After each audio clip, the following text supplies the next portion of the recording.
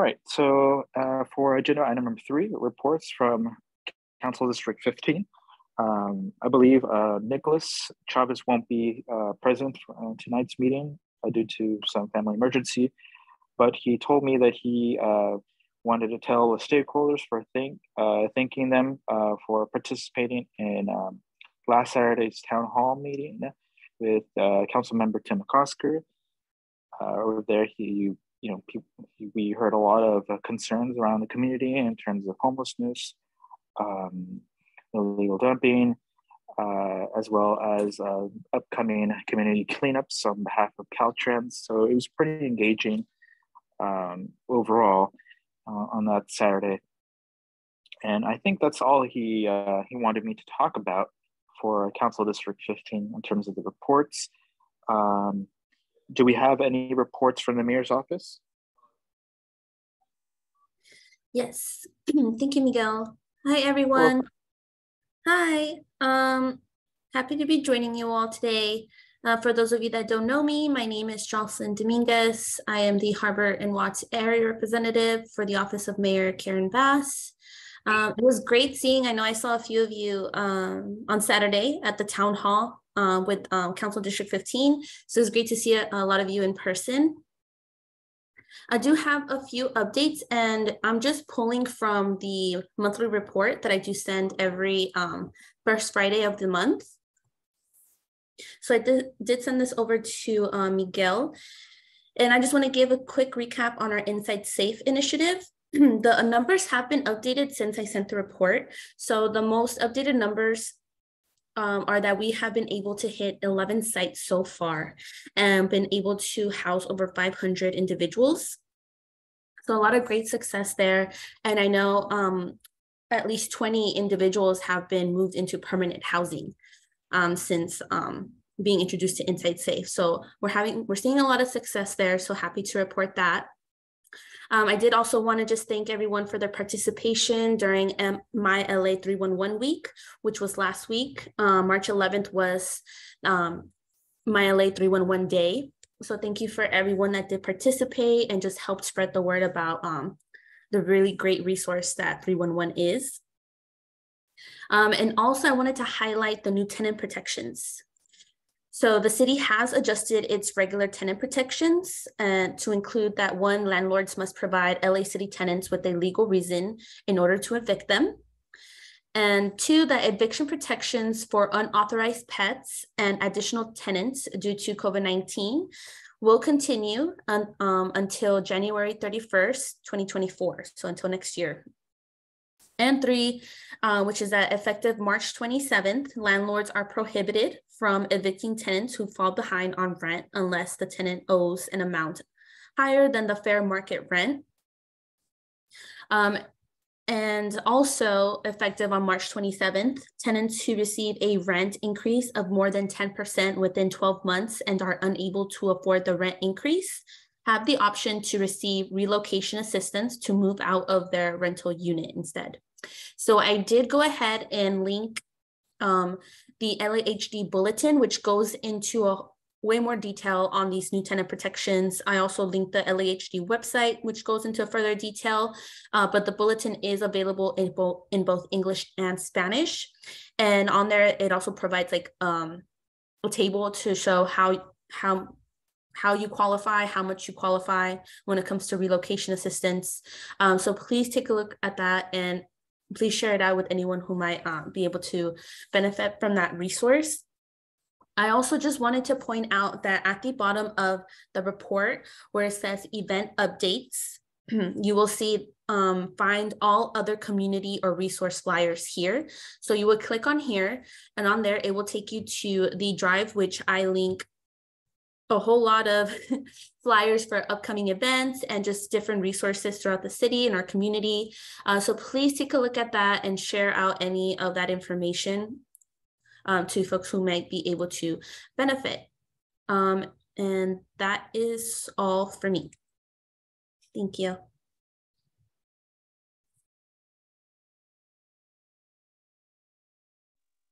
Well, thank you very much, Jocelyn. I believe Keith Pitts, do you have comments? I have a question for Jocelyn. Yes. Out of the 500 people that were housed or temporarily in the 20 that were found permanent housing, is there a breakdown of how many from the Harbor Gateway North community, or is there a breakdown period by city? Oh, I see what you mean. Okay, so far, Insight Safe has not come to Council District 15. I know that is still in the works, and our office does work directly with the Council District office. What I can share is that just 2 weeks ago now, Insight Safe did come. I want to say it's the Harbor Gateway North location. It was just by where I used to live. So it was right at the border of Council District 15 and Council District 8 on 116th and Hoover. If you guys are familiar with that location, just under the 105 freeway. So we were able to actually house 54 individuals from that location. When it comes to Harbor Gateway North area, I would say that that would be one of the locations. Mm-hmm.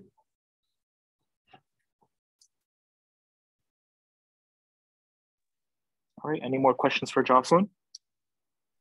Yeah, so when would they have it up where they keep track for more of the Harbor Gateway area?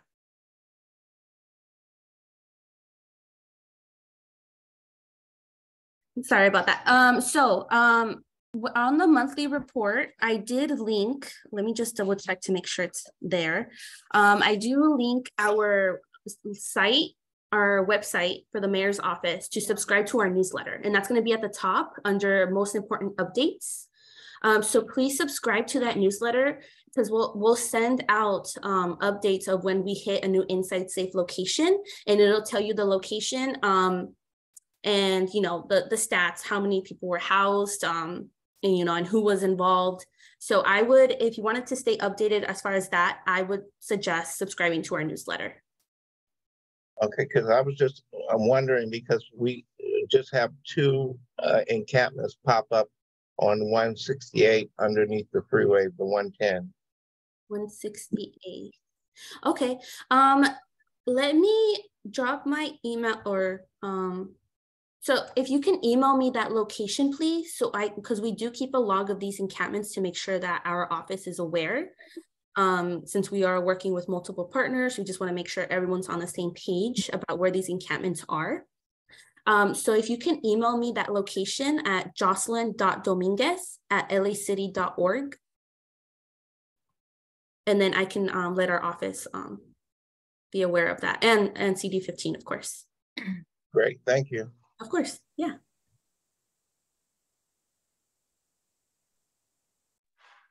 Rosalie? Rosalie? Yeah, so that was something I was going to ask too. So we should email both you and Council District 15. And is there any like size limit? I mean, is it like more than one person, or should it be 5 people or 2, 3 people, or? So definitely if there's an encampment that you want to bring to our attention, please send it to me. And of course, Council District 15, I don't know if Nicholas is on here, but send it to both of us. As far as Insight Safe right now is specifically focusing on large encampments that are in crisis. Okay, large encampments. Mm-hmm. And would that include like a whole line of RVs or? So that is something that our office is still working on. What I can share, because RVs are a completely different thing, right? It's a whole nother concern in our city. So what I can share is that with Insight Safe, with one of the locations that we did service, there was an RV there. Insight Safe, they did offer the housing and services to the person living in that RV, and they accepted it. So we have seen success as far as in that from that when it comes to RVs, but we haven't targeted encampments that are strictly RVs. Thank you. Yeah, thanks. I had another question with the RVs with that. And so I know everything is being worked out with the RVs because we have several over, in certain areas. So they're working on things to kind of to stop the sales of these RVs and also to offer, the safe inside safe, housing for the people that's in the mobile homes and things like that. Yeah, so for the RVs, I don't know too much for me to really give you a straight answer for that. I know that right now they're really focusing on the large encampments that are in crisis, and those haven't included RVs yet. That is something that we are looking into because we know that it's a huge problem, especially down here in the Harbor Gateway. And that's something that I have brought up to our office. I think right now they're just trying to get the folks that are in those large encampments inside.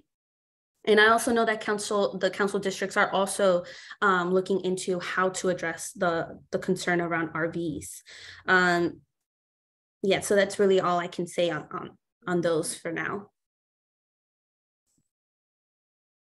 All right, thank you. Of course.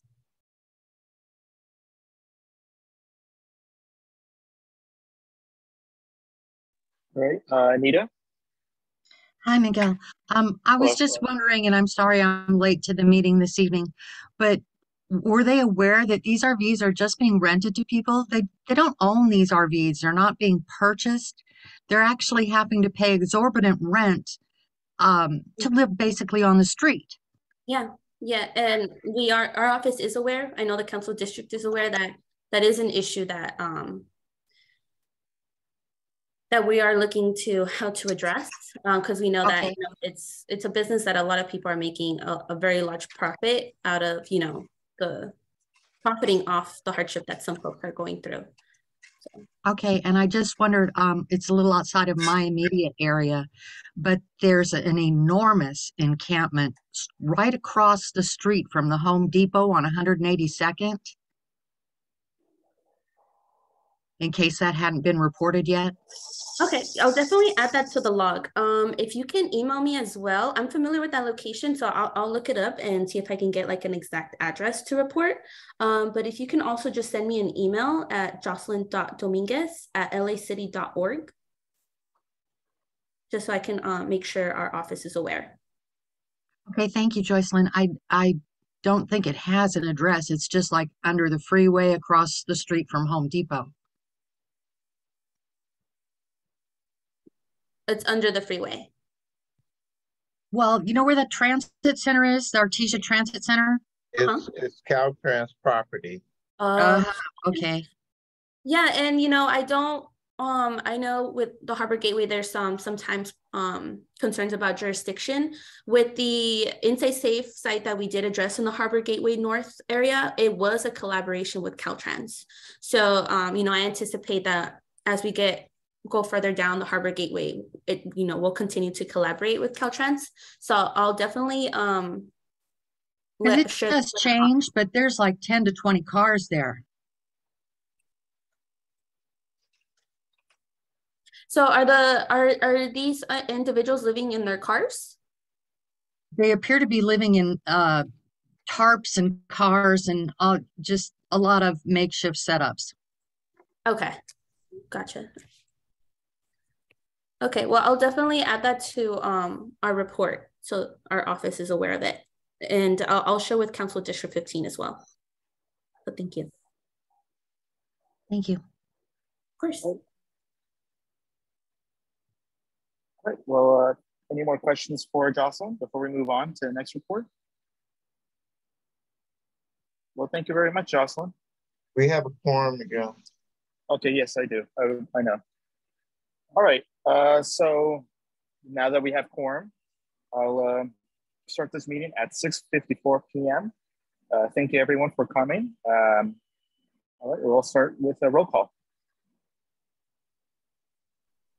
Miguel Vasquez. Present. Joan Jacobs. Present. Rosalie Preston, present. Keith Pitts. Present. Julia Esqueda Arteaga. Present. Arvie Powell. Present. Will Yates. Present. Jackie Jackson. Present. Richard Lee.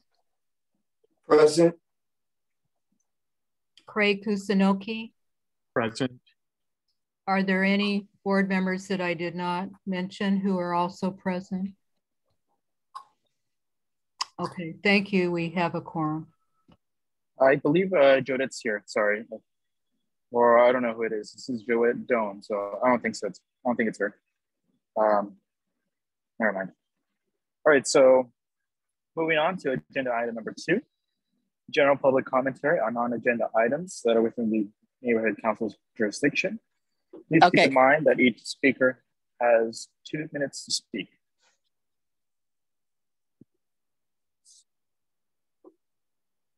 Any general public commentary? Okay, this is Jodette. I did join. Oh, okay. Okay. I believe there's no general public commentary. Okay, then we'll move on with the, yes, Nita? Nita, do you have a general public comment?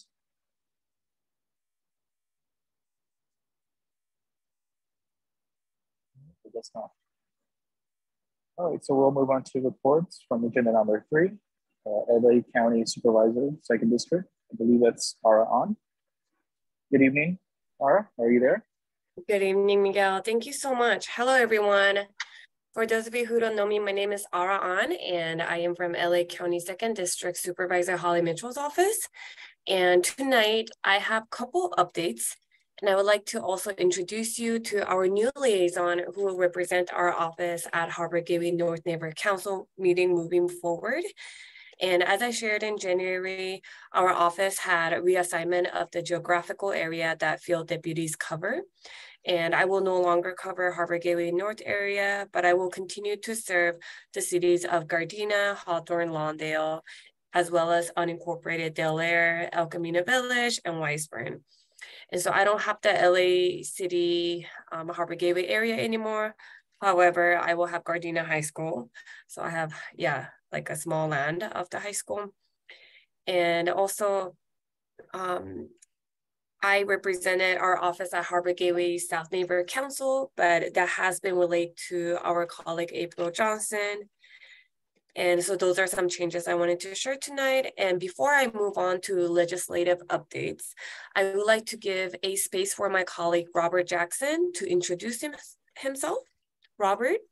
Thank you, Ara. Good evening, everyone. My name is Robert Jackson. I am a fellow deputy for constituent engagement for Supervisor Holly Mitchell, representing the 2nd District.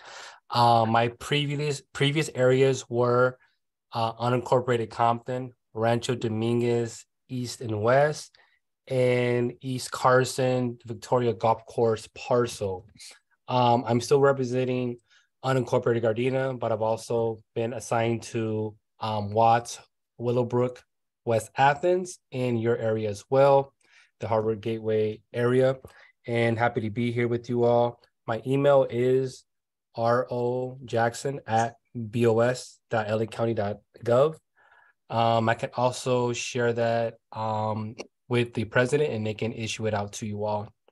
And just happy to be here, happy to represent the supervisor in this new area and get to learn the different concerns here. I'm sure they're very similar to the areas that I was in since they are adjacent, but we never stop learning, and I'm happy to connect with you all. Thank you. Thank you so much, Robert. All right, so I would like to share some updates from LA County. And first, I would like to share about LA County's Economic Opportunity Grant Program, which is now open to eligible micro businesses, small businesses, and nonprofits. And this program, known as EOG, or Economic Opportunity Grant, will award more than $54 million across 6,800 grants to regions and organizations in LA County adversely affected by COVID-19. And you can visit grants with an s.lacounty.gov to learn more. And please feel free to share the website with your network.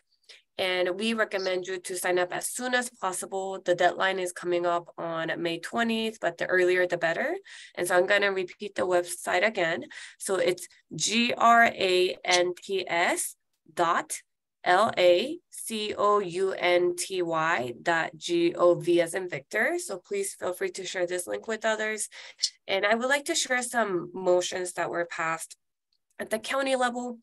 And on February 7th, there was a motion authored by Supervisor Holly Mitchell, which was to expand access to doula services across LA County and support the growth of the doula workforce to ensure the success of the program. And a few motions I would like to highlight from February 28th.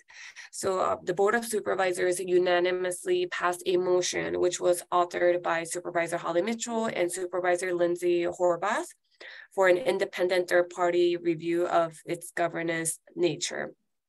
And the report back will explore comprehensive solutions focused on increasing public transparency and input in the county's policymaking and budget development process, including expanding the board for greater representation.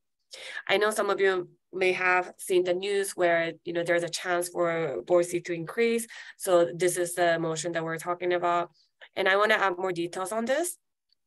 So for this motion, the executive officer of the Board of Supervisors will launch a competitive search for a request for a statement of interest and report back in 180 days with options for an independent consultant to assess the board's governance structure against national best practices, examples of other county governance structures, and stakeholder insights in order to provide recommendations for a more inclusive and effective board governance model.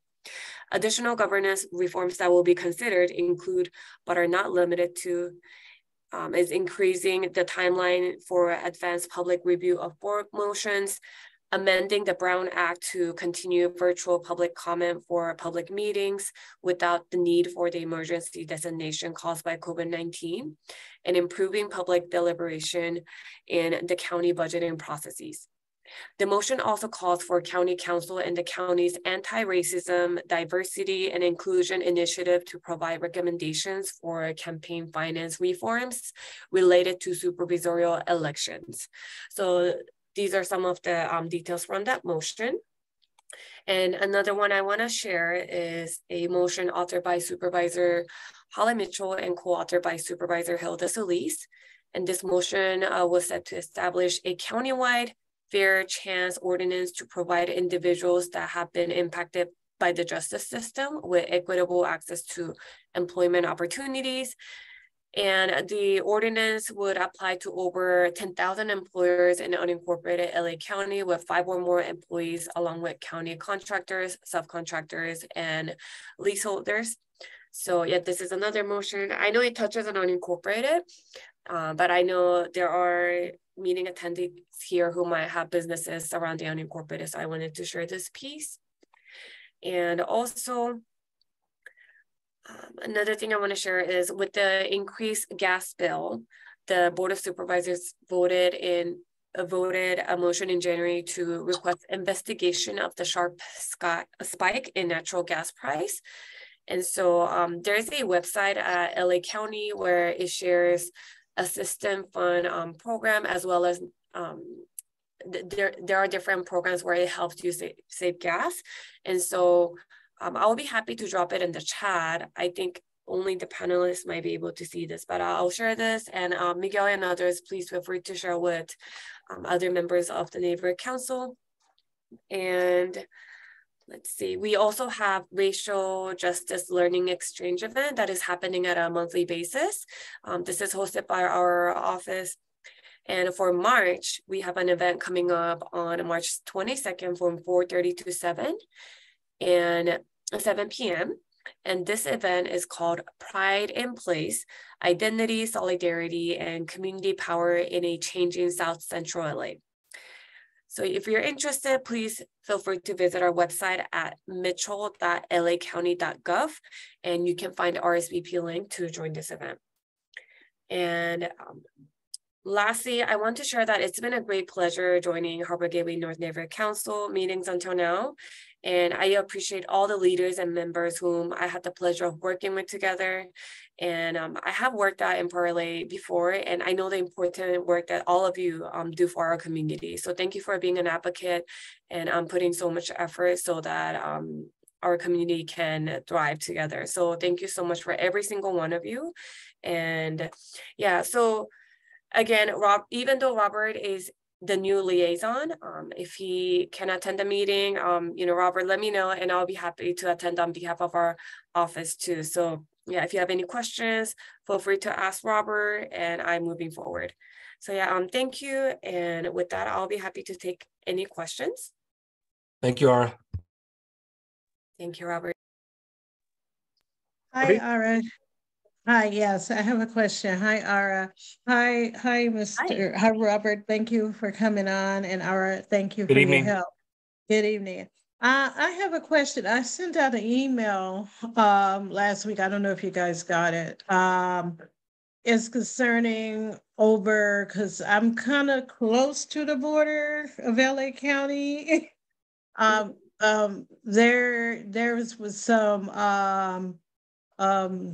some illegal dumping along the oil, the Phillips 66 refinery with tumbleweeds and everything.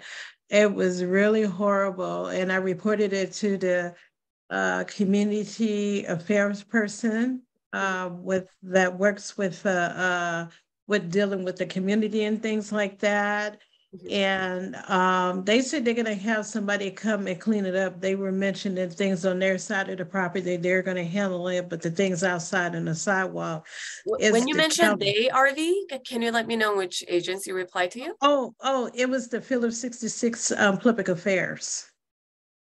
Person that handles, the property and all that, all the concerns of the community if they have a question. Yeah, RV, I will be happy to discuss this offline. I can share my email, and I think we need to check jurisdiction and more details of the location. So yeah, I'll be happy to follow up with you and assist further. Oh, okay then, no problem. Okay, and I'll, email, because I think I thought I emailed, but I didn't get a response. I don't know what went on with that. So yeah, I'm not sure which email you sent to, but in this Zoom meeting chat room, why don't I send you a private email and private message, and we can go from there. And I'm gonna make sure it's picked up. Okay, thank you. Yeah, of course. All right, any more questions for Ara or Robert?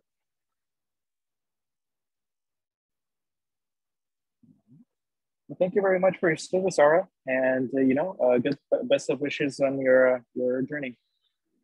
Thank you so much, everyone. Definitely. All right. Moving on, reports from the Department of Neighborhood Empowerment. Welcome, Freddie. Yes, hello, can you hear me? Yes, we can hear you. Perfect. So right now, just we're doing a push for all neighborhood councils to bring out the vote since it is coming very close for your neighborhood council since you are Region 12.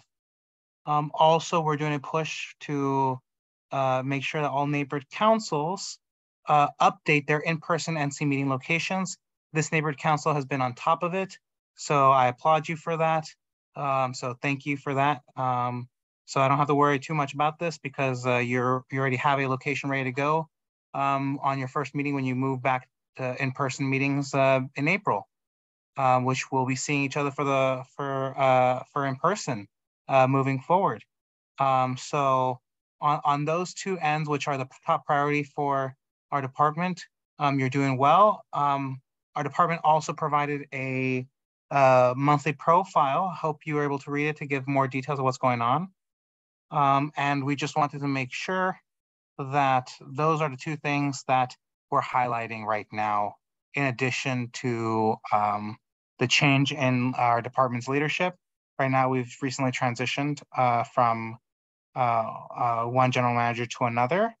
And in turn, we're also waiting for the mayor to provide more guidance as to who the next general manager will be, or if the interim general manager will stay as the general manager moving forward.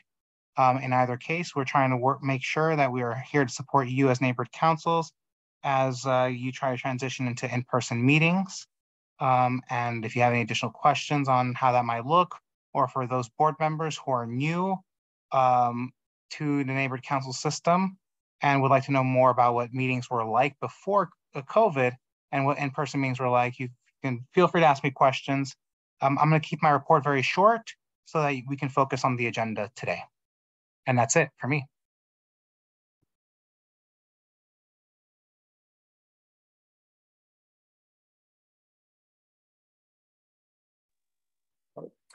Thank you. Freddie, any questions for Freddie?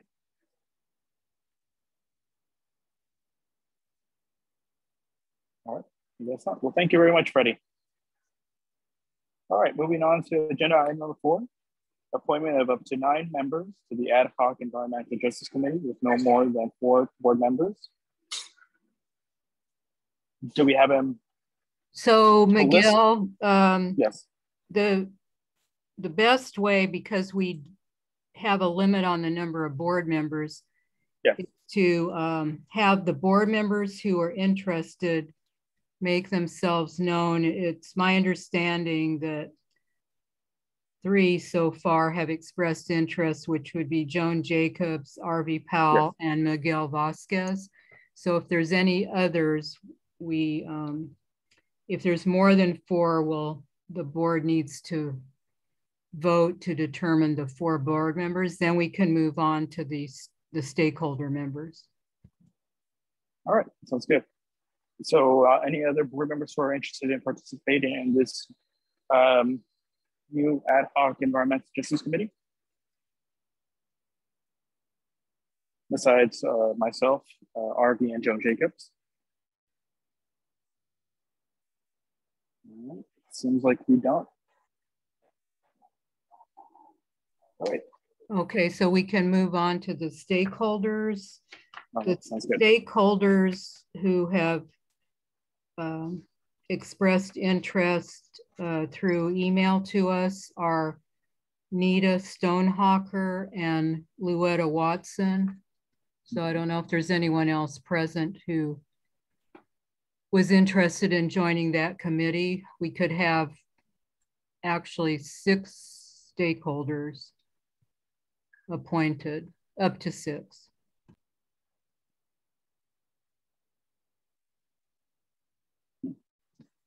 It doesn't seem like anyone doesn't have their hand raised, so I guess we can just proceed with the motion, correct?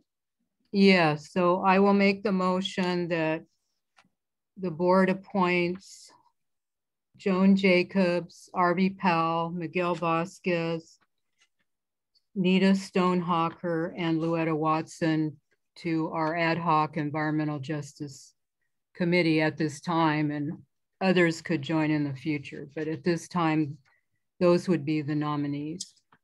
All right, sounds good. All right, do we have a second? I'll second.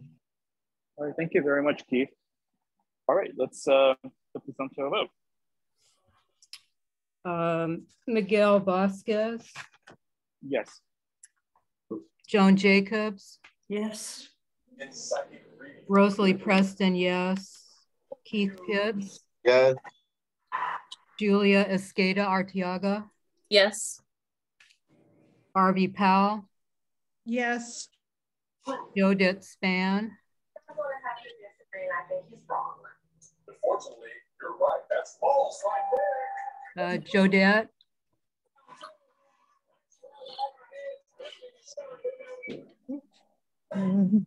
He's here. Will Yates. I'm on my phone. I'm sorry. Yes. Oh, okay. Okay. Thank you. Yes. Will Yates. Yes. Jackie Jackson. Yes. Richard Lee. Yes. Craig Kusunoki. Yes. Okay. Motion passes. And Thank you. So the committee members will have to get together and figure out a first meeting date. All right, sounds really good. Well, thank you very much for everyone who than the board members, as well as stakeholders who want to make an impact in the community.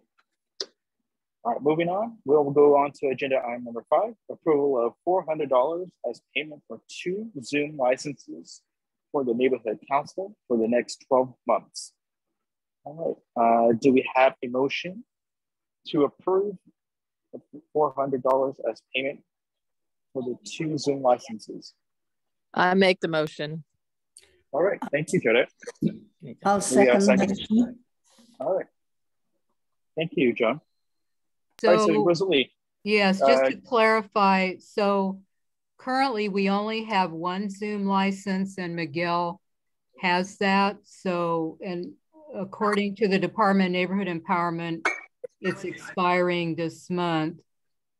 So even though we're going to be meeting in person, we may be able to host some town halls or other meetings by Zoom throughout the year. And as we go forward, we believe that we may have the ability to do hybrid meetings, but that hasn't quite been worked out yet. But we would need at least 1 Zoom license. But we thought we would have 2 this time, so that if Miguel is not always available, someone else would hold it. And I don't know if possibly Keith Pitts, or I think we have to designate who that other person is going to be, but maybe we don't have to do that right at the moment.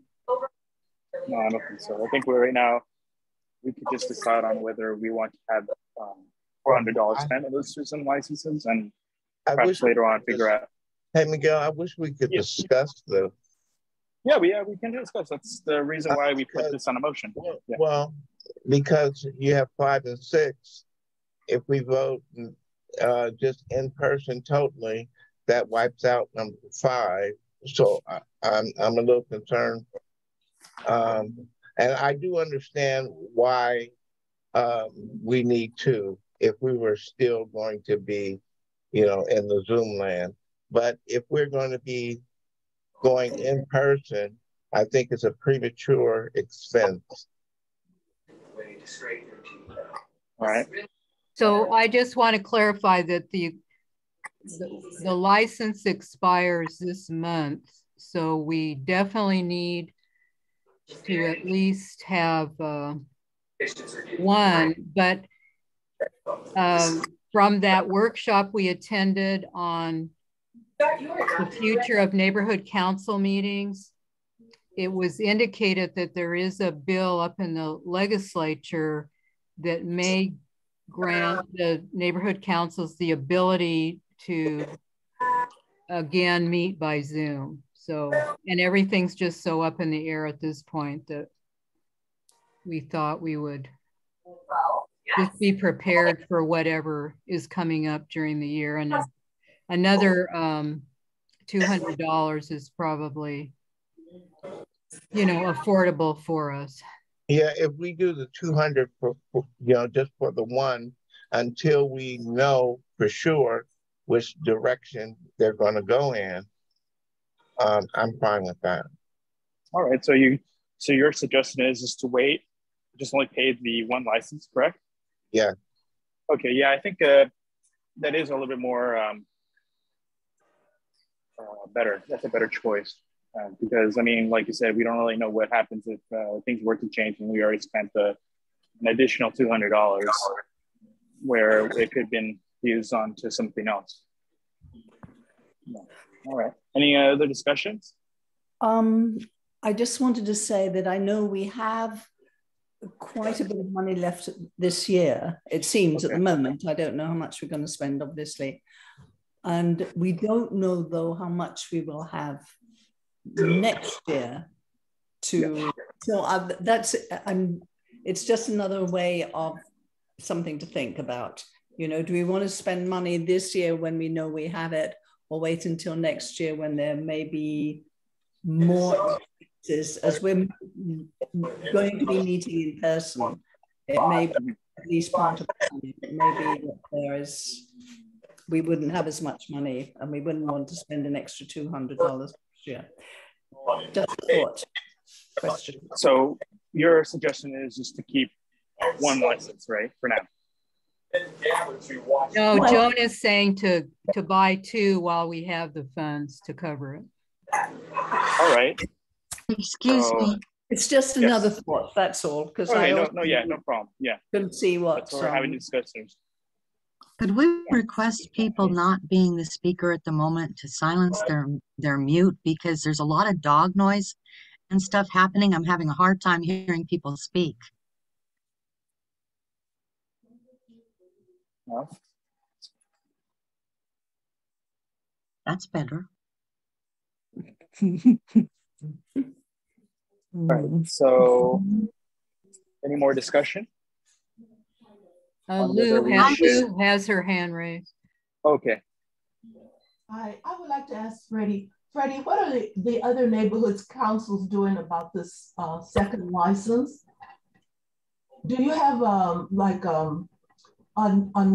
of how many are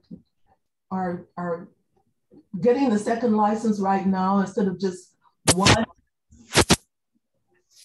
Eddie, are you there? I'm here, yeah. So there are at least 7 neighborhood councils that have requested more than one additional Zoom license, but they've done that several months ago because they wanted to have more flexibility in starting committee meetings and the board meeting, obviously. But it was more to help out the committee meetings since they might be overlapping with boards that are much larger. This board can choose to do either 1 or 2 licenses. I do want to let you know that teleconferencing, as of AB 2449, which amends the Brown Act currently, is limited in how board members are able to participate remotely.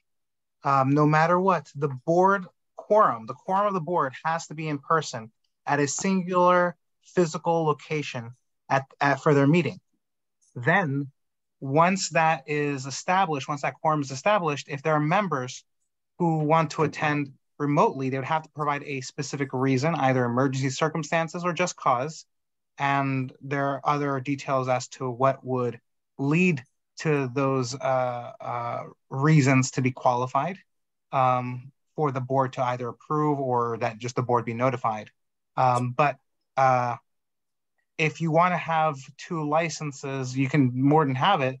You'd be using the funds necessary to do so. Rosalie did mention Senate Bill 411, which is currently in the Senate side of 2 different committees that are being reviewed, and it has not moved from those committees or have yet been considered from any of those committees since it's been introduced to those committees as of February 22nd of this year. So again, that bill has until September of this year to move forward, or it will no longer be considered and have to be reintroduced again stateside.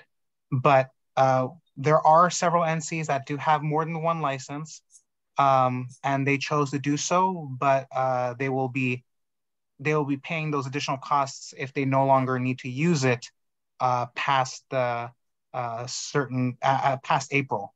They're going to be eating that cost because they already paid in advance for that, and they've been invoiced for those additional licenses. Freddie, if you have hybrid meetings, teleconference. Hybrid is something else. I know, but the bills are they're stalled in the legislature up there in Sacramento. So I'm asking, if the legislature says that neighborhood councils have the option of having hybrid meetings, will that require 2 licenses? That again, that's a big if, because it has to go through the Senate and has to be read 3 times after it's gone through committees, hoping there's no amendments, then going to the assembly and then read 3 times, assuming there's no amendments, which would bring it back, and then the governor signing it. But that Senate bill 411 is not to bring a hybrid, rather to bring all neighborhood councils virtual, back to virtual. So if that were to go through by September, the question that the board would need to ask itself in choosing whether it wants 2 additional licenses is if that additional license will help them if that bill were to pass, and a second license might be needed to aid that neighborhood council in conducting virtual meetings. Because again, currently the language as written would be virtual only, not a hybrid model.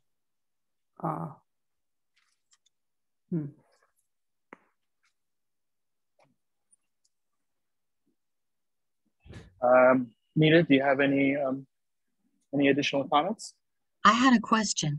Yes. These licenses, are they held by individuals in the neighborhood council, or are they held by the neighborhood council? That seemed kind of confusing. Nita, so the department purchased an overall umbrella Zoom license. Whenever a neighborhood council chooses to use the department's Zoom account to get an additional license, which includes unlimited memory and the technical support that our department provides as best as possible on the back end, then they would be just getting an additional license, and then we could help with transferring the recordings, the user access to individual board members as requested by the board. That gives us that flexibility. However, if the board chooses to use a different platform like WebEx or GoToMeetings or the like, that is not under our department's purview, unfortunately, we will not be providing any technical assistance, nor we would be having that advantage to be able to switch accounts to different board members as board members change, or maybe my life circumstances might interrupt them from having that additional responsibility of starting meetings for that committee or the board. Okay, so I was just confused as how that worked with the different committees. So that helped clarify. It's not really Miguel's, but he's just the one who's using it and in charge of opening the meetings and taking care of things. And it gets transferred wherever it needs to be for the committees and everything else. So I get it now. Thank you. But yeah, but currently Miguel it's in his name, so he is the only board member who can open the meetings, and he can then transfer the co-hosting to others, but or hosting abilities, yes. Yeah, the hosting powers. Yeah, but it's just an additional responsibility. Right, he has to be present in the beginning. So Freddie, what happens if Miguel is incapacitated? We have no meeting. Is that what this means? We can have no meeting. I am also listed as an alternate host. So if ever there needs to be starting a board meeting, not a committee meeting, because committee meetings, I could help start it, but I would have to transfer quickly to another, whoever's the chair of that, and then I'd have to leave because I cannot be in 2 meeting spaces at once. If I have to attend another board meeting, that might occur at the same time. But that is one alternate solution, but it's not an entirely reliable one or foolproof one. And I think the impetus behind this agenda item is so that there be a second licensee holder that would have to create new meeting IDs for committees, so that that person would be responsible for starting those committee meetings and being the one to transfer that power to the chair once that committee starts, and then they can leave afterwards. Well, Freddie, is there such a thing as a co-host or?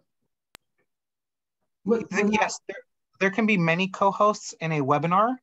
However, the host is the one that is holding the entire meeting. So if the host were to leave, they can shut down the whole meeting, unless there is an alternate host, which would be labeled as a co-host, but not necessarily attending that meeting.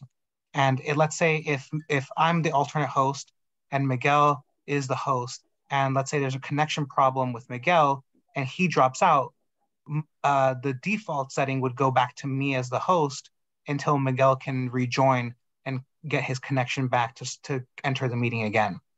But that is a default fix that Zoom worked on in order so that meetings or webinars do not get interrupted because of internet connection issues.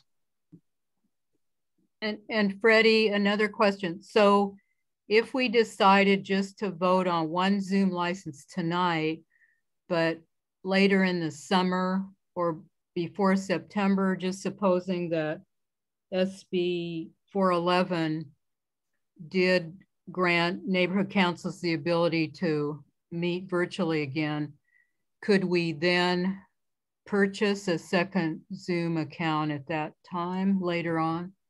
Yes, and I do want to clarify, is this motion asking for 2 additional licenses to the ones you have, or to continue one and add 1 additional one?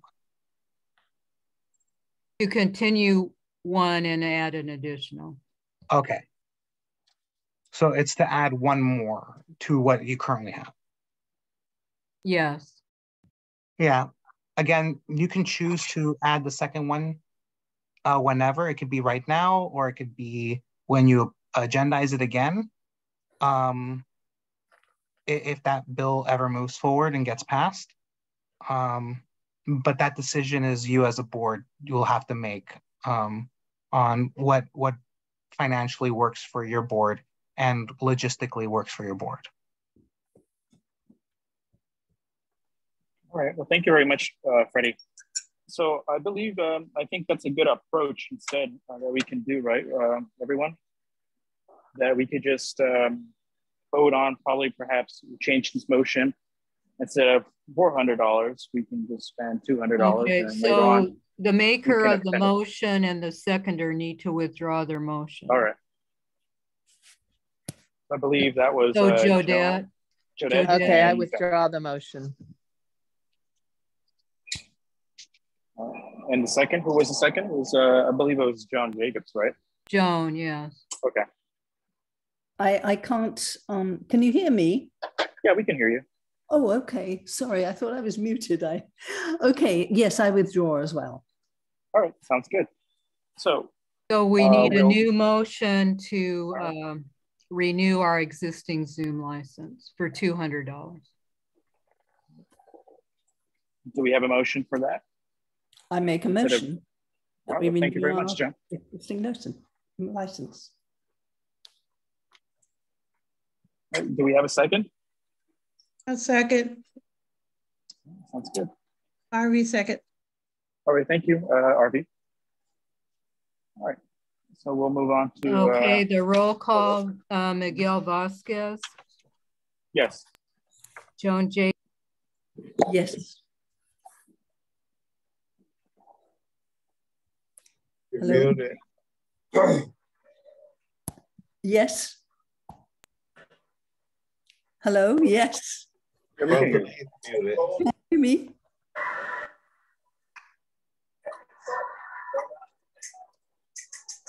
I don't know what's happened to this. You're fine, Joan. Rosalie was muted. Oh, okay, thank you. Keith Pitts. Yeah. Julia Escada Arteaga. Yes. RV Powell. Yes. Jodette Span. Yes. Will Yates. Yes. Jackie Jackson. Yes. Richard Lee. Yes.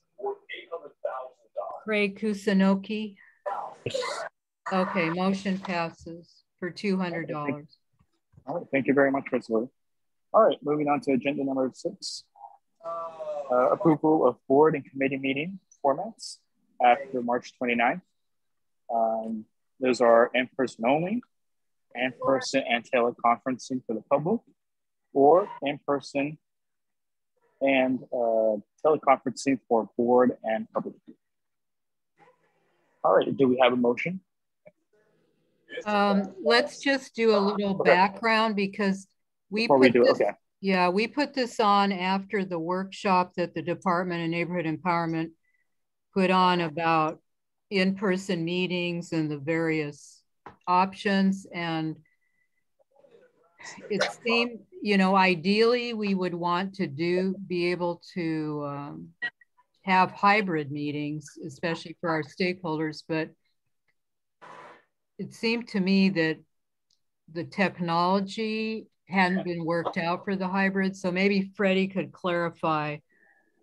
You know, from what I'm understanding, it seems like at this point, it would be best to go with all in-person meetings until maybe later in the calendar year when the hybrid format and technology is better worked out. But maybe Freddie can clarify on that. Yeah, so under AB 2449, amending the Brown Act, the board may choose to use teleconferencing whenever you would like, but it's a choice. It's not something that's required. So the goal is basically getting the board back in person. And it offers the option for the neighborhood council to do teleconferencing and offering members of the board a limited use of teleconferencing and the public use and access to both attending meetings both in person and virtually or on the phone. So what you'd want to do to make sure you're adequately prepared for addressing the needs of teleconferencing is first figuring out what inventory do you have of technologies in your storage? Do you have a computer, a camera, microphones, a speaker? That will maybe, does the location have Wi-Fi or stable internet connection that can be connected to that computer to allow for that ability for teleconferencing? Making that list and securing that can be very helpful in first seeing what technologies you have to better address that aspect. Definitely having a familiarity with your physical location is going to be very imperative because you're going to have to know where your outlets are, what cords will be needed. And if you do not feel that a board member can take on that responsibility, you'd also have to look into what kind of vendor would be needed in order to help you meet those needs for teleconferencing. Now, in the recording, and our department has a website that has workshops and trainings, and it does have the recordings up on the website of February 23rd and the 25th of us discussing and reviewing what would going back in person and doing teleconferencing would look like for boards. We did detail that and answered as many questions as possible. We do have the slides there as well, and I'll be more than happy to provide you as a board those video clips for both sessions and the slides. But it sums, one of the crux or one of the biggest issues or obstacles that come up with teleconferencing is if there is a disruption. And disruption can mean technological disruption. If there's an interruption in Wi-Fi or interruption in the connection or technologies from the broadcasting of your teleconference meeting. So if the quorum of the board is there in person and somehow the wire or the outlet is no longer functioning and it stops broadcasting to those that are attending virtually, that means the whole board has to stop and cannot take any further action on any items before the board until that disruption is fixed. And if there are any actions taken during that disruption, there can be a challenge that generally would be a cure and correct of having to redo the whole board meeting as a way to cure and correct that matter for the Brown Act. So that's one of the obstacles that we highlighted in that session, but something to consider for when you're trying to do teleconferencing. Our department, specifically NEAs, will not be able to assist on the technological side, hardware and software side of the items being used per neighborhood council, since they vary from all 99 neighborhood councils, and we cannot become experts, nor can we provide equitable services to all neighborhood councils. I might be technologically savvy, but that would be unfair that out of the 99 neighborhood councils, only my neighborhood councils have that advantage because of my knowledge versus others who might not have an NEA who could be technologically savvy to help the NC board. So that's an equity issue that we're trying to address. That's why we're asking for boards to please consider having a vendor, a third-party vendor that the city clerk can help you with contracting and to help you set up and see if your venue for meeting locations can be accessible or can be made able to hold teleconference meetings in a manner that would abide by the Brown Act. Hopefully that answers your question. Yes, and so with that background, I think that probably we should just go with in-person meetings for the time being, because it's going to take us a while to work out the technology for teleconferencing so that our stakeholders could participate remotely. We do have some equipment that Miguel has tested out, but we think we need to purchase something else, and we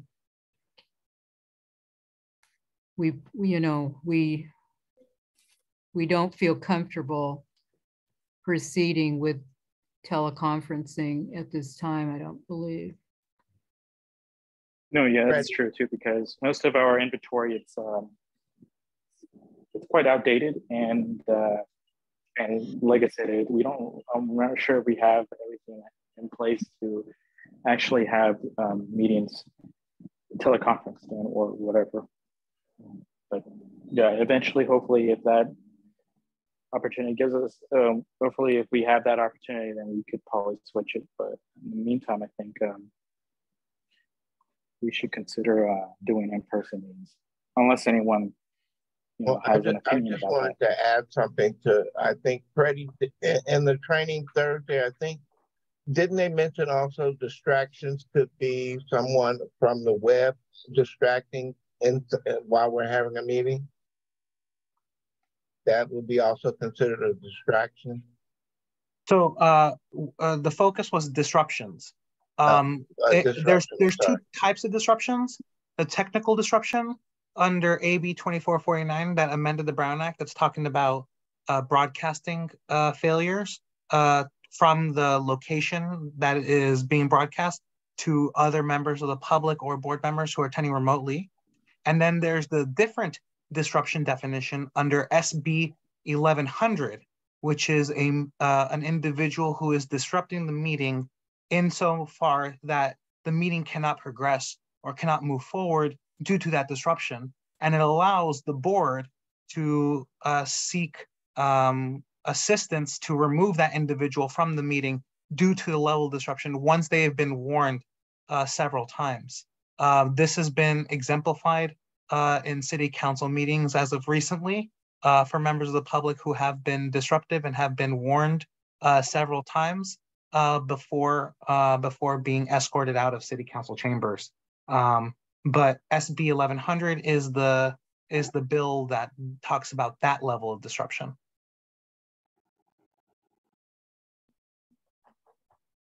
So I make a motion that we, as after March 29th, we hold our board and committee meetings in person until such time that we would be prepared to move to teleconferencing. All right, sounds good. Do we have a second? I'll second. Joan. Thank you very much, John. Let's move on and see if anyone has any opinion to that, having our board meetings in person. Anita, you have your hand raised. Yes, so that means we're meeting at the Redondo Beach Boulevard office location? for committee meetings, and the board will meet in the downstairs conference room 185, except for the general membership meetings. The April one will be held at the 135th Street School Auditorium because it's a bigger space, and in the past we've had 50 to 60 people show up for those meetings. Oh, okay. That's kind of, I wasn't clear where.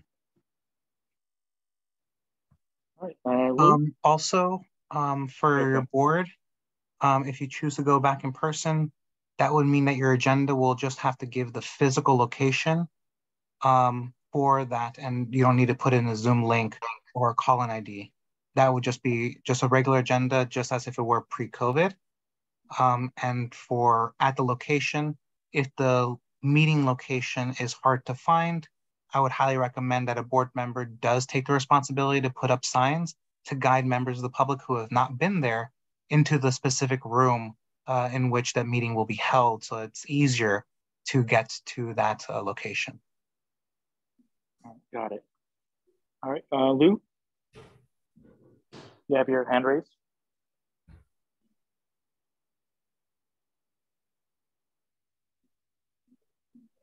All right, Nita, do you have any additional comments? I didn't know, thank you. Okay. All right, so I guess we'll move on and vote for in-person meetings. Miguel Vasquez. Yes. Joan Jacobs. Yes. Rosalie Preston, yes. Keith Pitts. Yes. Julia Esqueda Arteaga. Yes. Arby Powell. Yes. Jodette Span. Yes. Will Yates. Yes. Yes. Jackie Jackson. Yes. Richard Lee. Yes. Craig Kusunoki. Yes. Okay, motion passes. And I also want to point out that whereas we've been meeting at 6:30 for the in-person, we'll go back to, for the board meetings, to 7 o'clock to give those who work a little extra time to actually get to the in-person meeting location. All right, well, thank you very much, Rosalie. All right, so moving on to agenda item number 7, outreach events. Excuse me, 2023 board election. We want to remind everyone that we have in-person voting on April 1st at the Home Assembly Church. I believe vote by mail ballots have, those applications have expired as of yesterday. But if you couldn't have done that, then you can just vote in person at the Home Assembly Church on April 1st. Any additional information from either the outreach chair or the election committee chair or Rosalie? The in-person hours of voting are 10 a.m. to 4 p.m. and there will be a free shred van on site at the back of the parking lot from 10 a.m. to 2 p.m. And we'll be advertising that to our stakeholders through our emails and a robocall before April 1st. All right, any additional information that anyone wishes to share? I think they should say the address of where the Home Assembly Church is. Oh, okay. Do you have the address, Rosalie? Just trying to figure it out. Home Assembly Church, 13515 South Figueroa Street, it faces Figueroa and is just south of 135th Street and just south of the WSS Shoe Warehouse. And I believe more information is on our website as well, correct? It should be. Okay. If not, then we could just talk to the new webmaster, Aaron, and he could probably put that the address a little bit more, as a focal point in our webpage, so people who didn't have the opportunity to apply for the vote by mail application, then they could easily access the address to almost the church. All right, so moving on. Reports from the February 25th Black History Month program at the Rosecrans Recreation Park Center. Rosalie, or maybe Janet Mitchell wants to make a report. Sure. He also life insurance, and now it's too late. Yeah, somebody had their TV on or something in the I background. muted. Oh, okay. All right, so Janet, since you were at that event, do you wish to speak on it? And what kind of things, events happened?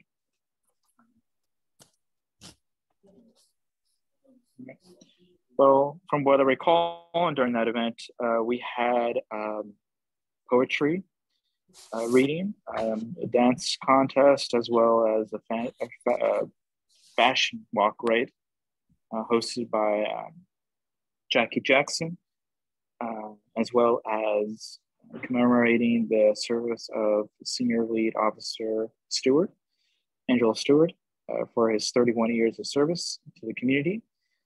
We had Tim McCosker come over, as well as our field deputy, Nicholas Chavez. And we had our booth, as well as a booth for the,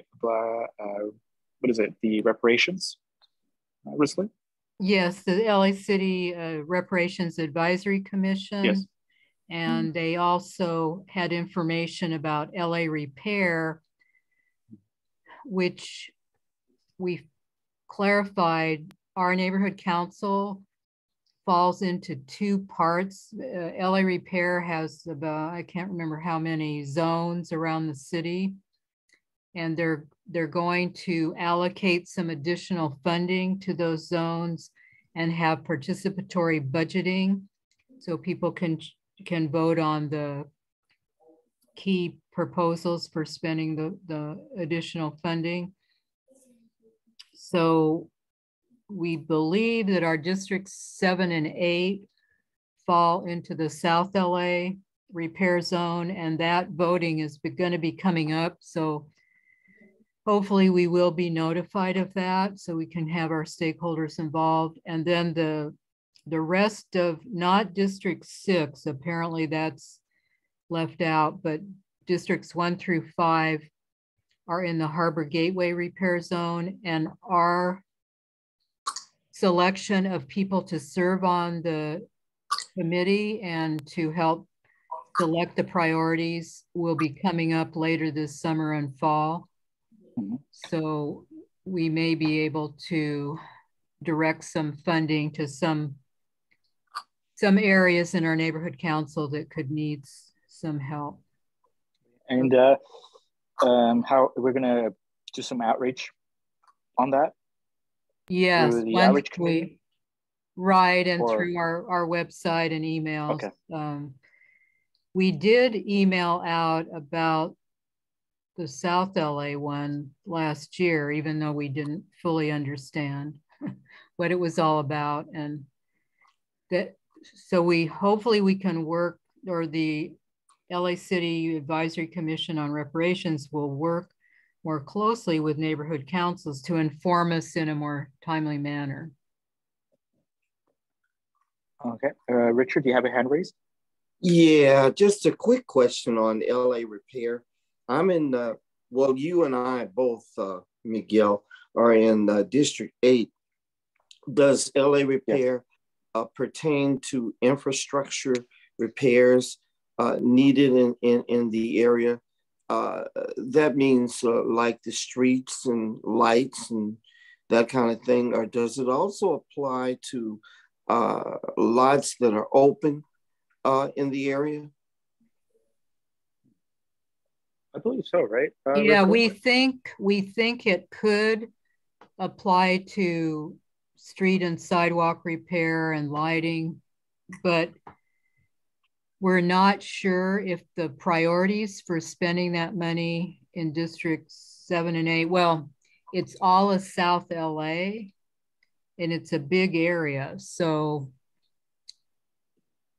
we don't know if we're going to be able to direct any funds to. So basically what we need to do is stand by and get more information. Right. And try to be, as involved as possible. And the whole amount allocated for each zone is really, I think it isn't that much. So, but we just want to be aware, and if there's any way we can route some funds to our neighborhoods, we want to do it. Sure, definitely. Yeah, keep us posted with that, Rosalie, with any updates. And they sent out that information through our email, or?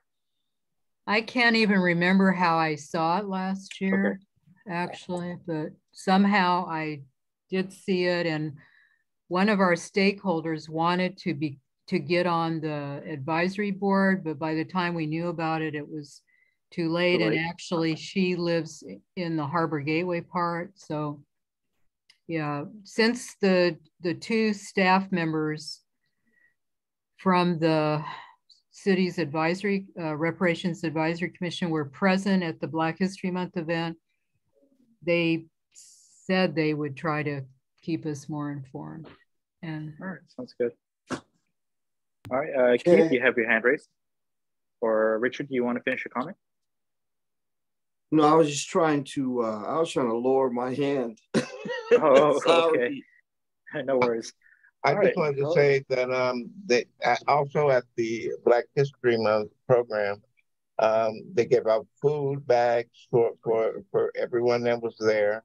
And they also had food for you to take home as you were leaving, which was absolutely delicious. Okay, so thank you for that additional information. Yeah, and I like to commemorate the program, even though I missed some of it, but I think it was I enjoyed myself, and it was really nice, well put together, and the decorations and everything. And I had a good time, and it was really good. And I commend Jackie Jackson for being the MC. She did an excellent job. And Janet and all the rest of the people who's part of the outreach that put it together. It was really nice, really nice. Yes. I talked to Angela, Janet, anyone who was active into the in this event, as well as Jackie. So. All right. Moving on, neighborhood team programs, online monthly classes, which continue on April the 6th. Any information about that, Rosalie? Other than that, these meetings are going to be hosted via Zoom on the first Tuesday, right, of each month? Yes, there's a total of 6, I believe, and the chair of our Public Safety / Emergency Preparedness Committee, Will Henshaw, is hoping after the series ends to develop something in our neighborhoods, maybe a certain number of our blocks could organize themselves and do practice emergency drills. I believe it's under the CERT program, or the city's emergency preparedness program. They host drills around the city for the neighborhood team program. And so we just want to try to get more of our stakeholders and more blocks kind of getting organized and practicing with those drills on a regular basis. All right, well, thank you. I guess we can move on to agenda item number 8, administrative motions. Approval of the February 14th, 2023 board minutes. Do we have a motion to approve of these minutes? I make a motion. All right, well, Joan. thank you very much, John. All right, do we have a second? A second. All right, thank you, Keith. All right, Rosalie? Miguel Vasquez, Yes. Joan Jacobs, Yes. Rosalie Preston, yes. Keith Pitts, Yes. Julia Skeda Arteaga, Yes. Harvey Powell, Yes. Jodette Span, Yes. William Yates, Yes. Jackie Jackson, Yes. Richard Lee, Yes. Craig Kusunoki. Yes. Okay, motion passes. All right, well, thank you very much, Rosalie. All right, moving on, approval of the February 2023 monthly expenditure report. I don't really have access to the computer at the moment, but I believe Rosalie can screen share the monthly expenditure report for the month of February.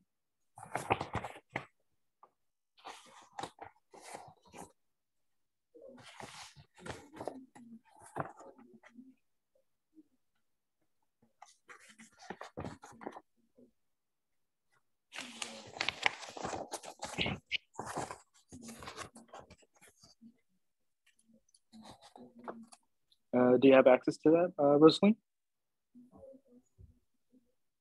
Okay, I just pulled it up. Now I'll do share screen.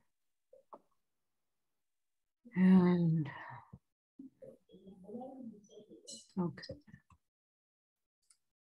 Can everyone see it? Yes.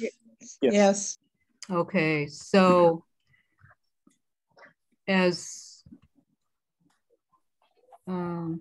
Joan pointed out,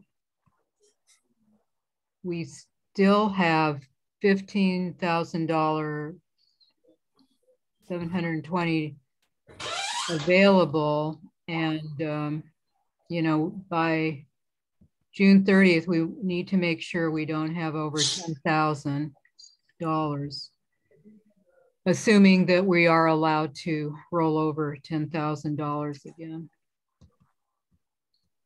So the expenditures during February were for our ATT UVerse, the office Wi-Fi, and the internet, which was higher. It used to be in the $53 range, but they did tell us that when we moved it to a different office, they would create a new account and it would be more in the 60 some dollars. I have to call AT&T and be on hold forever to try to find out why it's so much. I mean, I think they do make a charge for the ATT technician to come out is one thing, but then we paid for the Spanish translation for the January 24th general membership meeting, which I understand the Department of Neighborhood Empowerment does have funds and we may be reimbursed for that before the end of this fiscal year, but we're not sure. The InMotion hosting, we renewed our website hosting with InMotion. We've had them for a number of years now. And our new webmaster,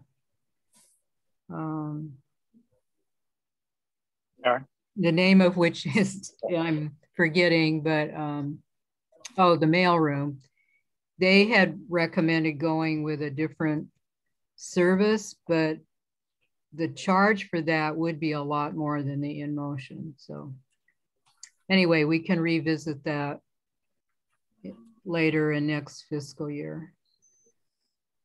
We had to make 2 additional keys for our office so that there's 4 keys for each of the executive board members to have. We renewed our McAfee virus protection for our office computer and did it for 2 years because it was a lot cheaper, and then it's less hassle to do the renewal. We spent money for the bottled waters and sodas for the Black History Month program, ice for the program, with the event approval number noted as required by city clerk funding. We also renewed through InMotion our website domain name until April of next year.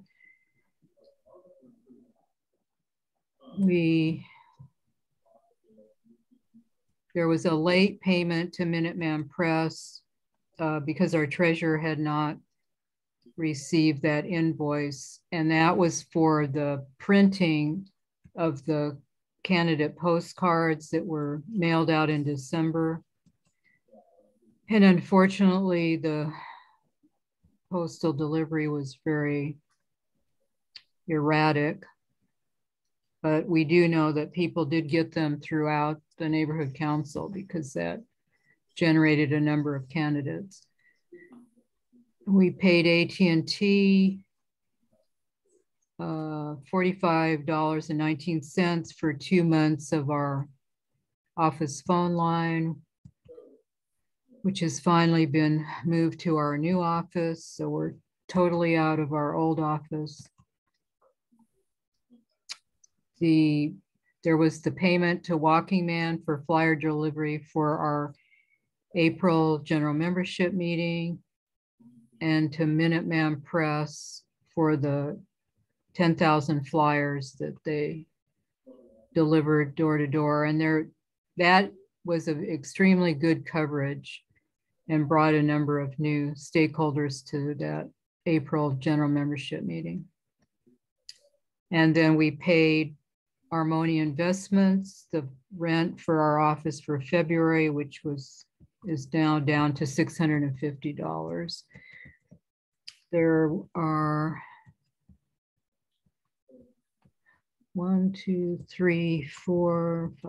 5 outstanding expenditures, which means that the treasurer wrote the check but had not reached them or been cashed by the end of February. And that was Studio Effects, the banner for the Black History Month program that was on the Vermont side of the fence of Rosecrans Recreation Center, the Black History Month flyers, the January payment to the mailroom for our website updating, which is now just $200 a month. The AT&T phone line, office phone for February, which is only $22.82 through AT&T CalNet. And the March rent to Armoni Investments, $650.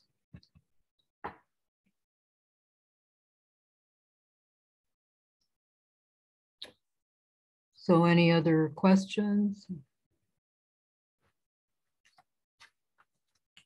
I had a question.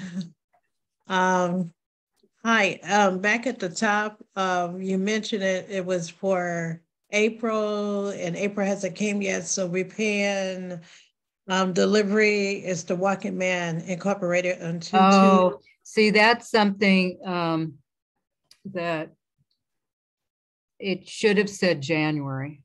Oh, okay. Yeah, I'm just wondering. right. I believe on one of the invoices they mistakenly said April, but we have to be careful and get them to word the invoices correctly, because they use a template and they just repeat, from before, but it needs to reflect the exact month. Yeah, and because Piers needs to note that in the comment so that we keep it straight, right? Yeah, because they're going to get confusing when April rolls around and, you know. Right, and it'll say again, right? Yeah, so we can keep it. Keep it straight, right? Yeah, because I'm like, wait a minute, April ain't here yet.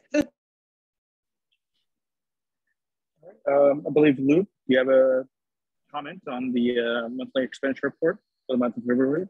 It was the same one that RV mentioned because I saw that number 11 had April. Okay. Yeah, number 11 and 12. At 12. I didn't know 12, but I saw 11 and I raised my hand. All right. Any additional questions or comments? Question. Yes. You know, it's just something in general. Okay, you say it's 1,200 or so hadn't been cashed yet? They're still outstanding? Yeah, it's 12,000. Yeah, right. And so, but that's reflected on the net available because on the top line, you have the beginning balance, the total that was actually spent, remaining balance, and then the outstanding. Okay, yeah, I see that. And so the net available is accurate. Okay, great. Okay, so we got a little bit, you know, 15, almost 16. So still. Yeah. Okay. So yeah, that's good. And that would be for the remainder of March, April, May, and June. Yeah, until they give us another budget, and we, you know, that's in July when they give us our thing for the budget for the next year for 23-24. Yeah, exactly. Okay. I have a question, Rosalie. Are there any upcoming functions between now and then that we can get close as far as spending that 5,000? Because we can't. I prefer not to lose that. Well, for our election day, we're having the shred ban, and that's $600. Then you know, it's too bad we didn't realize, because we could have done a separate flyer for the election outreach, but it's too late to do that. But originally we weren't going to do a flyer for the April general membership meeting, but we certainly can afford that. And that'll be our first in-person meeting, so we'll want to advertise that. What about for outreach? Anything for outreach? Well, just the election ban. I mean, aren't we having something for Easter for the kids? Right, that's coming up. Maybe we should. Rosecrans Recreation Center is only asking $200. We will also discuss a possible additional event on our election day coming up. Okay. But that's all we really know about.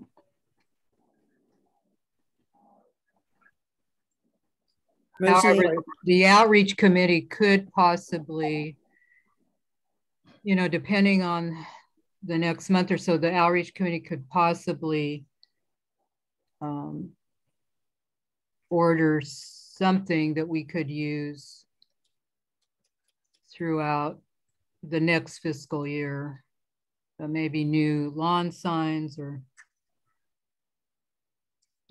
that's another possibility. Or we could purchase, if we decide in a month or so that we want to try to do hybrid or teleconferencing, we could spend money on upgraded equipment that we would need, such as speakers, a webcam, and some other things. But, you know, we'd have to have the technical advice to be sure that what we were purchasing was going to be useful.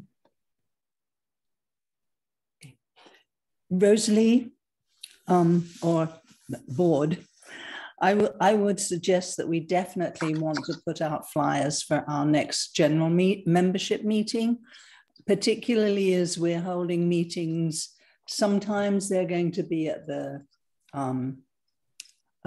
office, and sometimes they're going to be, like the general membership meeting will be at the school. And I think we have to be absolutely clear at that, particularly for the first 1 or 2 meetings, such as. Okay, thank you. So I think that should count against whatever we have over. I'm sorry, are the comments only for board members? Because I'm like raising my hand a bunch.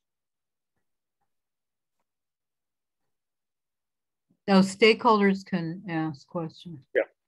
Okay, I know that the homelessness issues committee wanted to do some kind of a health fair, and they didn't really have their paperwork together in time to do it for the March date that they initially had wanted to, or the April 1st date either. I'm wondering, since we have in the budget until June 30th, mightn't we get back together with the homelessness issues committee on that health fair idea and get them some funding for an event maybe in June? Or were they only interested if they could do it in March? It's going to be discussed April coming up. Yeah. Yeah, it's our next item. Agenda Actually. item. An agenda item, yes. Oops, sorry. No, no worries.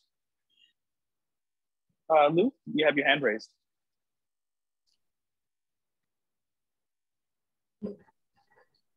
Sorry, I thought I lowered it. Okay, no worries. All right. I guess we don't have any additional comments, Rosalie. So I guess we need a motion to approve, and then we can vote. All right. Do we have a motion to approve?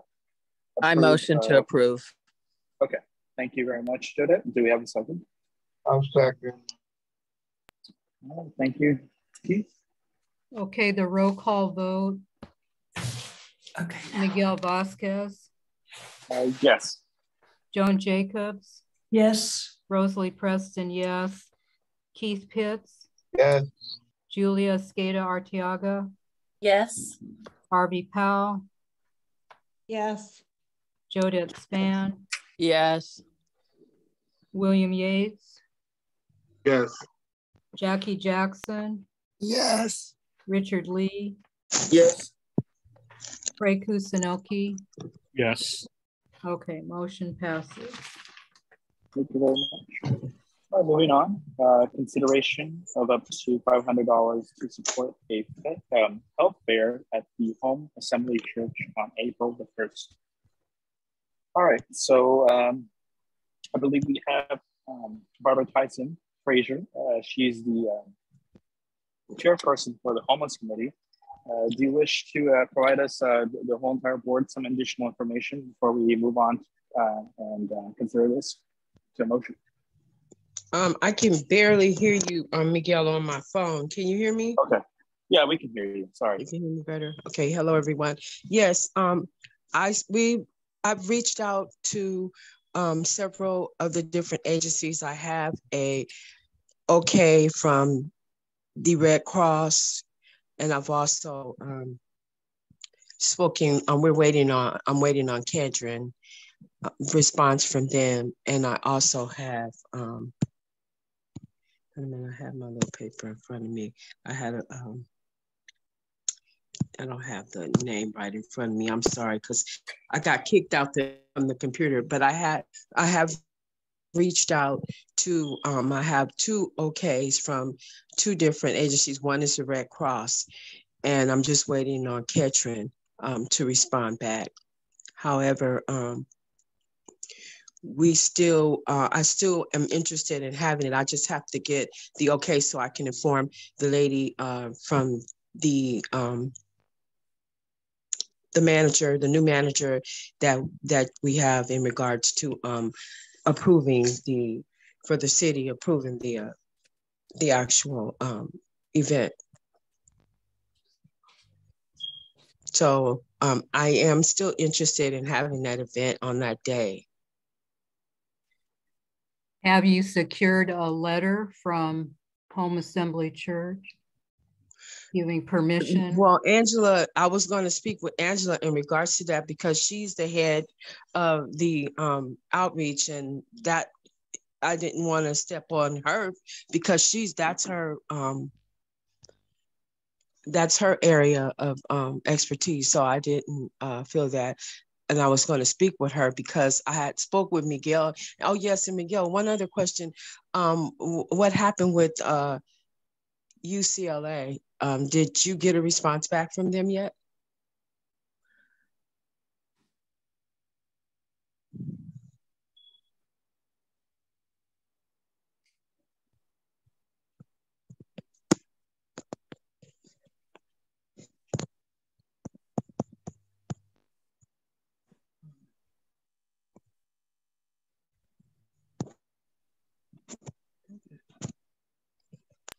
Wait, sorry. Sorry, I had a minor glitch. Yeah, I didn't. They said that the question is this only about, we had to set up an appointment months in advance because they have their own schedule set. Mm-hmm. So if we want to have something for the following month, we had to have like a 2 months notice or 1 notice. But unfortunately, we just didn't have enough time to cover that in time. Okay. So. Well, I'm still waiting on a few calls, so Excuse me. Barbara, I'm sorry, Barbara. I was just wondering why we couldn't, because we have until June to spend the money, why we couldn't take the time and go ahead and get UCLA on board and, some other big hitters. Just giving them a little more notice. That's what are we set on that date? Yes, that's fine and well. We could also have another event, but I thought this would be a good way to get the people out in the community since we're having an election. So that was the purpose and the reasoning for having a health fair, because we'll target our homeless out in the community, as well as reaching out and informing on keeping our working relationships going with our different agencies, outside agencies. That's okay. So I'm confused. Where's the date now? Where's the date now? I thought I heard April 13th. No, April 1st. No, it's April 1st. So I heard this. Okay, I'm sorry. I'm sorry. I heard somebody say April 13th, so I was just confused. I'm sorry. Barbara, I just wanted to know, since you have the Red Cross, could you ask them to bring another tent to teach CPR? That's extremely important for our community to know, to learn how to teach to use CPR. And then well, that would probably be, Mr. Lee, during the time where, because that's like CPR, you got to teach a class, a class, and they would have to form it's like a forum for that. I mean, I could ask, but I don't think. I believe they charge for that. Well, we have a budget. We do have a budget on. That's right. I'll reach out. I will ask. I was going to ask you, but also this $500. What is it used for now? What is it supposed to be used for now? For refreshments and the different things we would need for the event. Are you advertising it too? With flyers? We're gonna. Yes, and that's another thing. If we get that, I would like to get some flyers. That's one of the things, like the different accessories that is needed. So I just want to point out that when the event request form is submitted to the city clerk, it has to have our board vote form. It has to have an itemized budget. listing how much would be spent on refreshments, how much spent on flyers, any banner. Yeah, that's not a problem. We can do that, Rosalie. Okay, but I don't think $500 is going to cover all that. But I didn't think so either. So, and the other thing is that the city clerk, once the application, everything has to be in place. The letter from the church, the detailed budget, a detailed description of what is going to take place, and the city clerk funding wants that 30 days before the event. There's only like a little over 2 weeks. Well, she's been informed already. I'm just waiting on my yeah, but no, but they count from when the event form goes in with the detailed budget and that letter from the church. And so you're my understanding that so you're saying since the letter is not there, then that's going to stop everything because it's already put in the request. No, you can't put in the request without the board vote form. That's when they consider it's an official request. Well, why wasn't I given that information when I was given the forms? That's what I'm talking about, when I need to be informed of everything. Don't just give me the forms and not inform me that I have to do. Then I'm thinking that all I had to do is send that in and get the paperwork together first, and then give her the get the paperwork in. And as long as I have it in, I can add the other little information that is needed for her once the letter is in. No, it's when the board vote form goes in, and we have to create that after a board vote form. Well, in any case, I just feel that we should postpone this event until May or June, so there's proper time to get everything together and to have a better advertising. It's my understanding that the church doesn't feel that all of this is going to fit in the lot with all the cars coming and going. So you've already spoken to the church already? When I verified that we would be there on April 1st for our board election. Yes, I did. But she said she hadn't heard anything from you requesting a letter. So.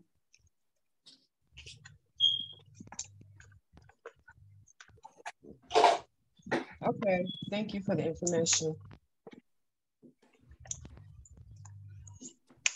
Permission to speak. Yes. Okay, this is Janet Mitchell. And Rosalie, as you know from the outreach meeting of last night, it was spoken that stated that Angela, who is our outreach chair, these things that you're asking of Barbara, I think they should have gone through outreach, not through the homeless committee chair. So, and as she stated before, she submitted the paperwork 30 days out. So I'm trying to understand what's the real issue here. But, so. It's my understanding that the city clerk doesn't consider it a request without that board vote form. Okay, so with that being said, what we need to do at this point is those agencies that we reached out to, we need to, in fact, as Nancy stated last night, reach out to them and cancel. So that's what we'll do at this point. We just cancel those agencies from coming out on April 1st. No problem. So we all, we understand.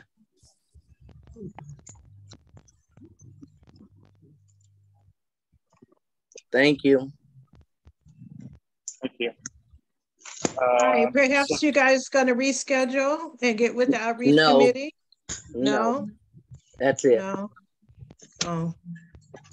So are we going to table this item? Excuse me. Yes. Pardon me. I mean, this is kind of a learning experience for all of us. I believe the request originated in the Homeless Committee, and that's why it was kind of fielded by the Homelessness Issues Committee, as opposed to being originally taken to the outreach. But it's a learning experience for all of us, and I don't think we should be canceling something as beneficial as a health fair for the community. Postponing is a wonderful thing, but canceling it is what I just heard, and I don't think that we should do that. Well, Anita, you take it upon yourself and you handle it. But and since you said this is a learning experience, yes, everything, it's an outreach event and it goes through outreach. Okay, so Rosalie will explain that to you. Thank you very much, Janet. Yes, this is Janet Mitchell speaking. I said thank you, Janet. You're welcome. Oh, okay, so we need I guess we'll have a motion to table. I make a motion to table the item.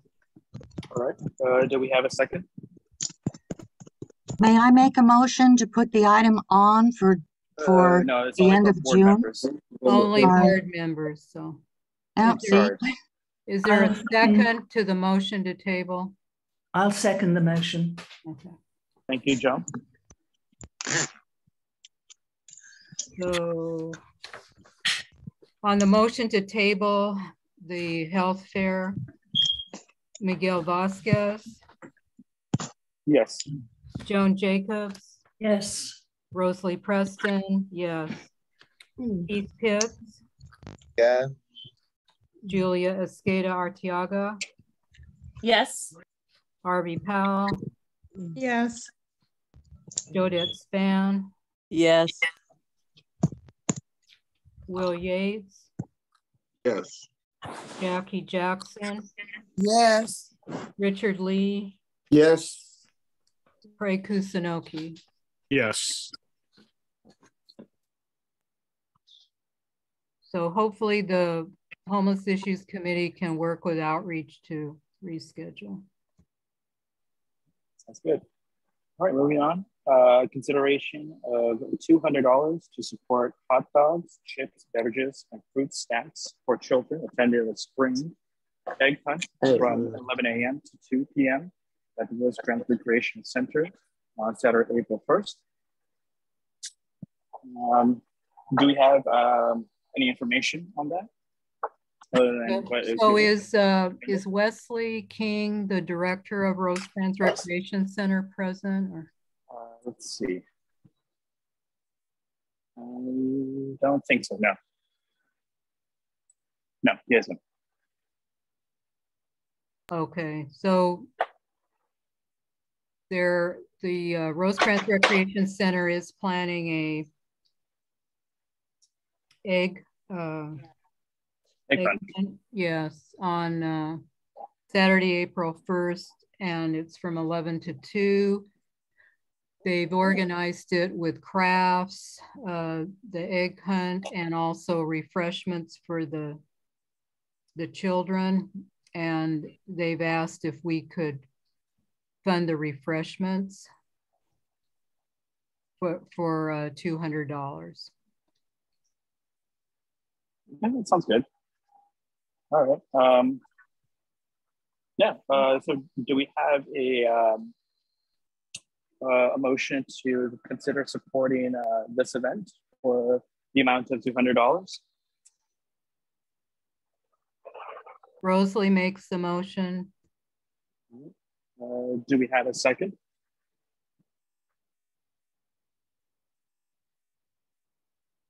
I'll second. Thank you, Keith. All right. Nita, you have your hand raised. Sorry. Sorry. No problem. You have any? Oh, okay. So, anyone have any comments on this item? Okay. If not, then we'll move on to vote. Miguel Vasquez. Yes. Joan Jacobs. Yes. Rosalie Preston, yes. Keith Pitts. Yes. Julia Skeda Arteaga. Yes. Harvey Powell.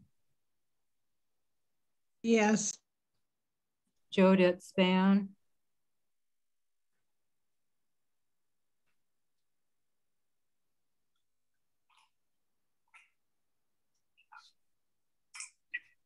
Is Jodette still here? Let's see. I think she should be there. Yes, she's on here, but it says on hold. Okay. On hold. Will Yates. Yes. Jackie Jackson. Yes. Richard Lee. Yes. And Craig Kusunoki. Yes. And did Jodette unmute or? No, she just updated her name and says on hold. So I think she's occupied. Okay, all right. So I'll just absent. Okay, motion passes, and I want to note that the Rosecrans Recreation Center will put our logo on the flyer, so as a supporter. All right, definitely, that's good. All right, moving on to agenda number item number 9, board businesses and announcements. Do we have any reports from committee chairs? Seems like we don't. We'll move on to the next item. Any brief announcements from board members? Yes, I have a brief announcement, Miguel. Okay. I had received an email from the Department of Transportation. The engineers had approved for a signal light on Rosecrans and Menlo. However, we have to work on the funding on behalf of getting the traffic signal pushed forth and getting the funding to put up, and them making up the schematics and everything what they have to do. So I'll mention that. And thank you for everybody. All right, well, thank you very much for that announcement. Another announcement, we will have in-person meetings, which will resume as of March 29th.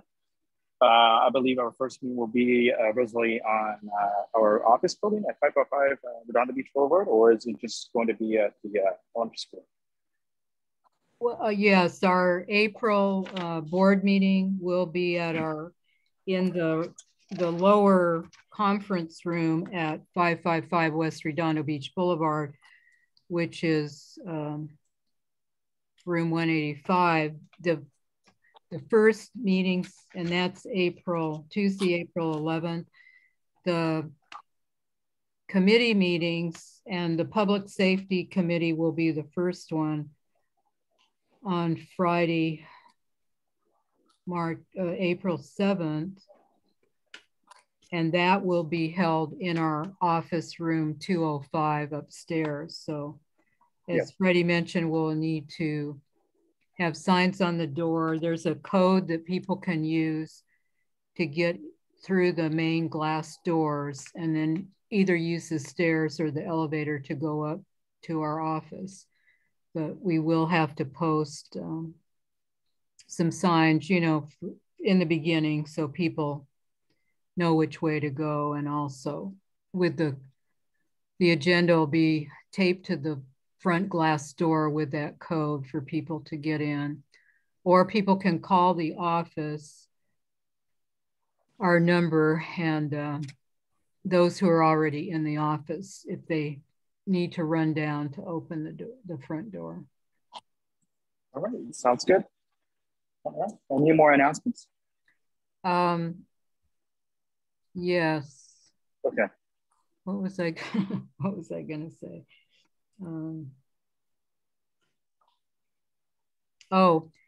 So the city budget is coming up, and we had talked actually last December about creating our list of items by district that we want to see funding go towards, including sidewalks. So I'm going to email out, I think I've emailed out to 1 or 2 board members already, but a a listing based on our past budget requests of several years ago, so that we can compile one letter and get it to our councilman and also to the mayor's office to influence the budget.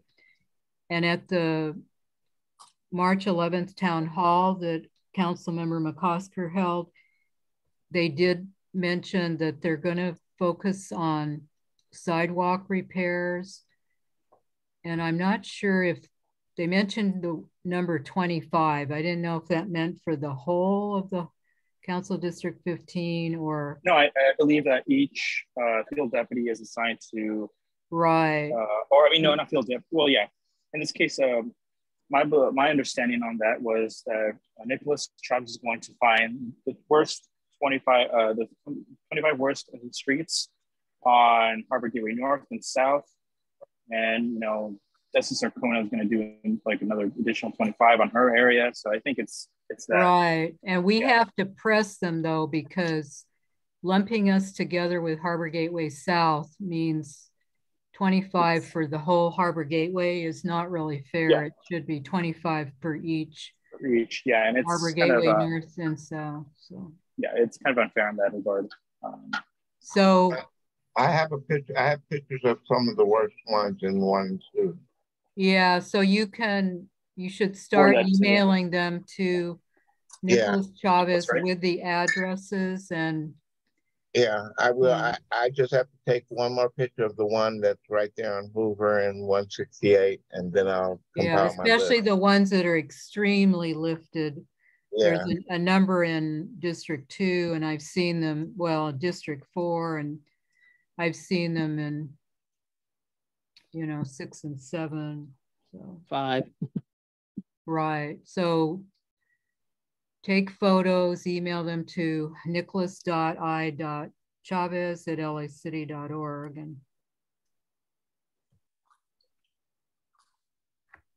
And also, like in District 6, I mean, I don't know if anyone has known, we got a response from Amanda Bentley in terms of the illegal dumping letter that we sent to her.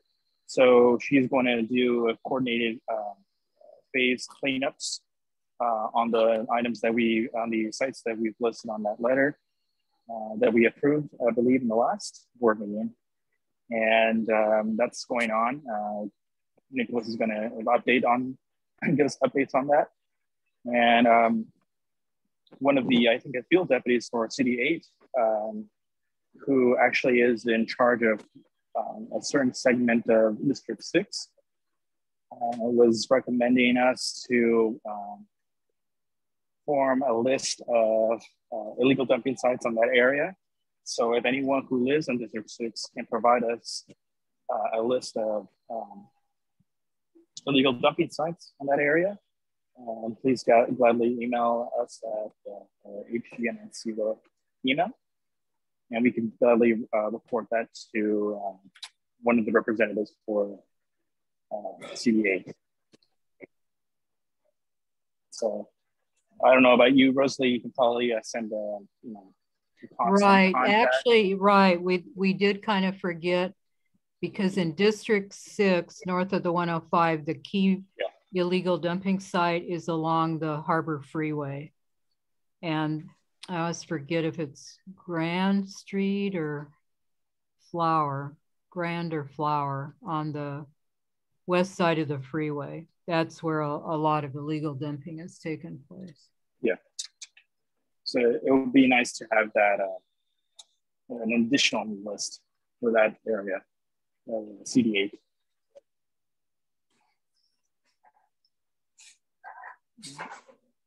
So any more announcements? It seems that we don't.